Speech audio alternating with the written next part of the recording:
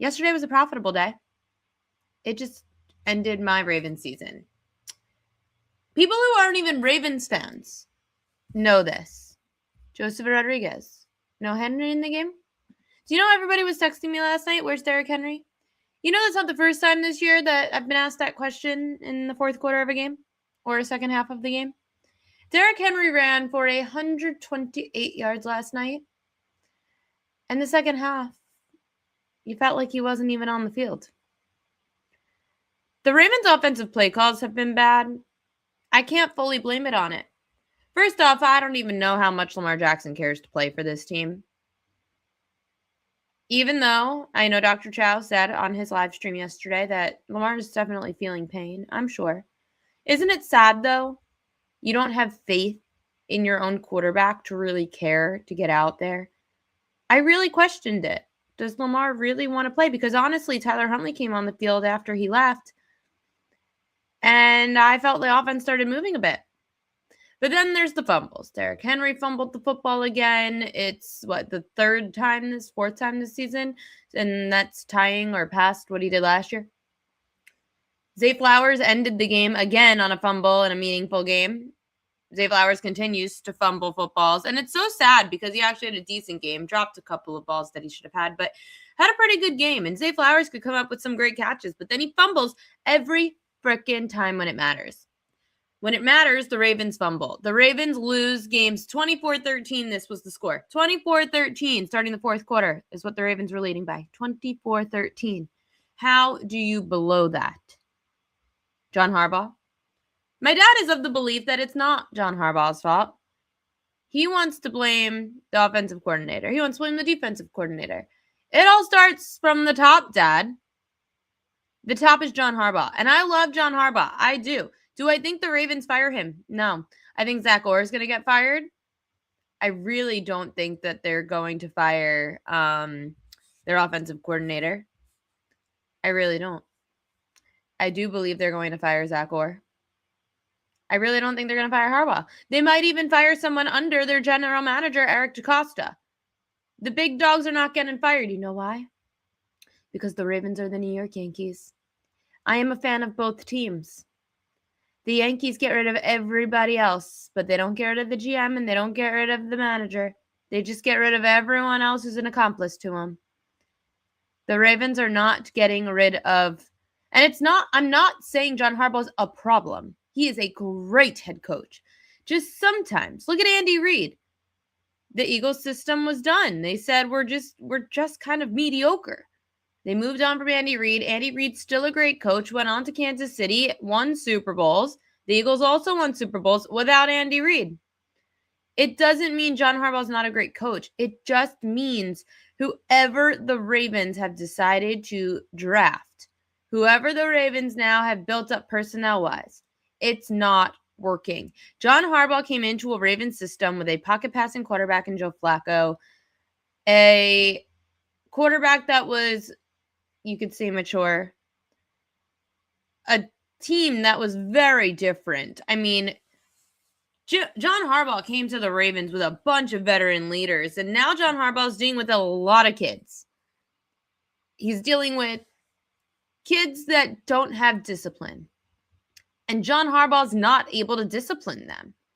How is it 3 years in a row that Zay Flowers has fumbled on the final catch or a big catch in a game that meant something? How many years? 3? The Chiefs AFC Championship game last year, this year again. Derrick Henry's fumbling footballs now 1 year into the Ravens organization. Lamar Jackson always does, but that's the give and take with him. It's just a mess. And the team, terrible penalties the last 2 weeks. I wanted them to lose. I did. Ask my dad. My dad said, wow, you've been pretty good. You've been kind of calm. I said, you know why? Because I hope they lose. I don't even feel nervous. I didn't. That entire game, I didn't feel nervous. I actually made a good analogy if they did win, but they didn't. I compared it to blackjack. Like at some point, you just feel like you're playing with house money and you're not nervous. You're just saying, okay, like I'm just in it. I'm in it for the game. I'm sitting at the blackjack table. I'm not going to win anything big, but I'm still kind of in it. That's how I felt with the Ravens. I was just sitting there. Okay, we're still kind of in it. It's kind of exciting because you're still in the game. You're still in the division race. You're not officially eliminated. You just know this team's not winning big. You know it. John Harbaugh apparently just said he's not worried about his job security. To be honest, I'm not worried about his job security for him either.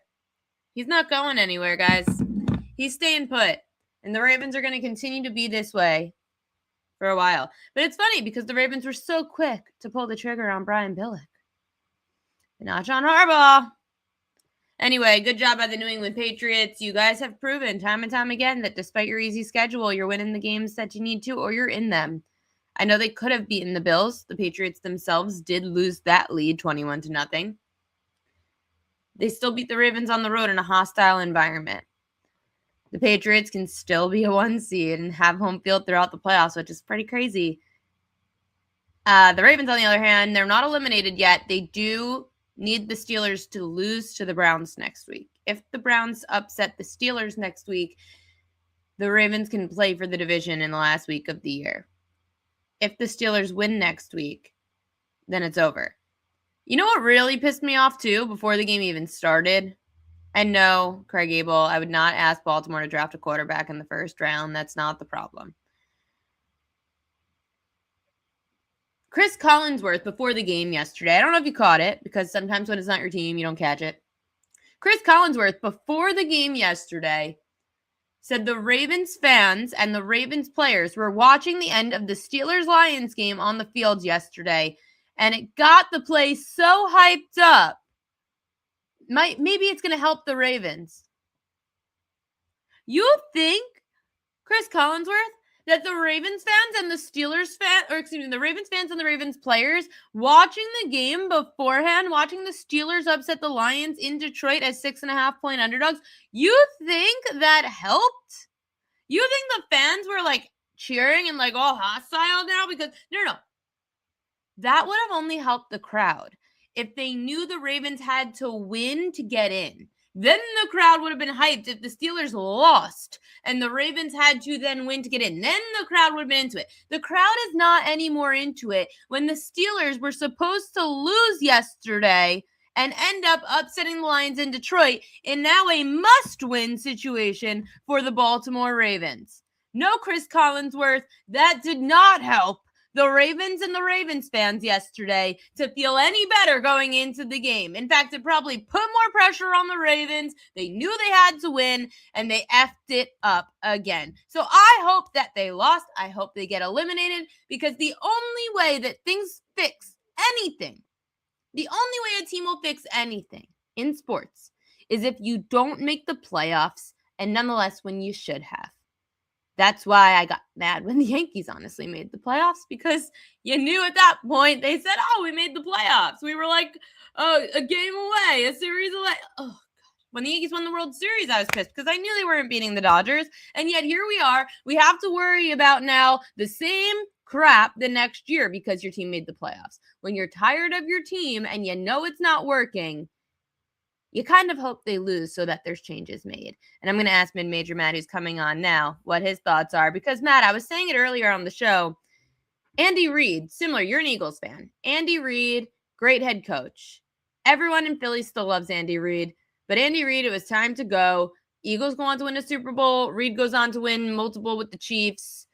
How much is it the time for the Ravens to Andy Reid, honestly, the guy who was under him and learned from his coaching tree, and John Harbaugh?